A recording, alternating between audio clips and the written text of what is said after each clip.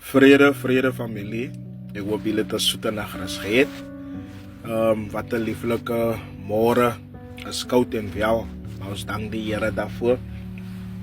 Ja, net 'n gedagtes, kinders van die Here. Dit is uit die woord van die Here uit. Terwyl Dawid vlug vir Saul, ook 'n man van die Here gewees, wat afvallig kom raak het op die weg van die Here, wat sieners, valse profete gaan raadpleeg het oor sy lewe.